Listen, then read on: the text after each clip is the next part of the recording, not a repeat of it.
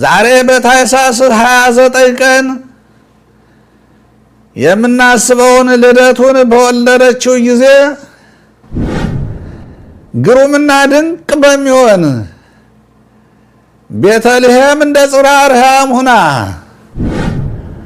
እንስሳቱ እንደ ኪሩቤል እንደ 4 እንስሳ ሆነው ቤተልሔም በብርሃን ጎርፍ ተጥለቅልቃ የክብር ጌታ ሲወለድ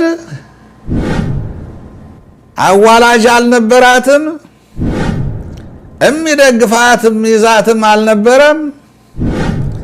እናቶች የሚሰማቸውም ስሜት በእመቤታችን አልነበረም። ድንገት በዛች ሰዓት ጊሜ ከመሬት ላይ ሰርጾ እንደሚወጣ የክብር ጌታ በድንግልና ወለደችው።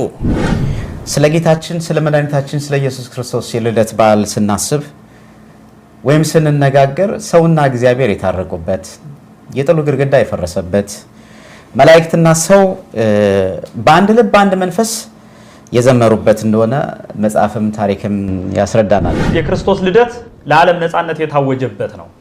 ከጨለማ ወደ ብርሃን ከሲኦል ወደ ገነት ለመመለሳችን ጉዞ የተጀመረበት ነው። የሰው ልጅ እጅግ በጣም የጨከነበት መንገድ፣ ወንድም በወንድሙ ላይ፣ ዘመድ በዘመዱ ላይ እጅግ በጣም ጭካኔ የተሞላበትን ድርጊት የሚፈጽምበት ወቅትና ጊዜ ያለነውና ብርሃነ ልደቱን ስናስብ በዛ የሚሰቃዩ ልደቱን ማክበር ያቃታቸው ይልቁንም መብላት መጠጣት አይደለም የክርስቶስን ስጋና ደም እንኳን እንዳይቀበሉ አብያተ ክርስቲያናቶቻቸው ተቃጥለው ካህናቶቻቸው ታርደው ስጋውን ደሙን ፈትቶ የሚያቆርብ አባት አጣው ያሉበት ዘመን ላይ ያለንና የነሱን ብርሃን የምንናፍቅበት ሊሆን ይገባል ብዬ አስባለሁ።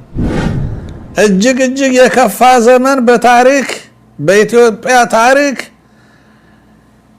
ለረጅም ዘመናት በነፃነት የኖረች ሀገር የታሪክ ሀገር እንዳሁኑ ያለ ክፉ አስተዳደር ክፉ አመራር ገጥሟት አያውቅም። እጅግ የከፋ በታሪክ በጥቁር ቀለም የተጻፈበት ዘመን ቢኖር ይህ አሁን ያለበት የብልጽግና ዘመን ብቻ ነው። ይህ ታሪክ ስብራታችን ነው። በረሃብ አዋርደውናል። ሀገራችን አሰድደውናል። ገዳሞቻችን አቃጥለዋል፣ ደፍረውናል። እግዚአብሔር ማን ነው ብለውታል፣ ንቀውታል።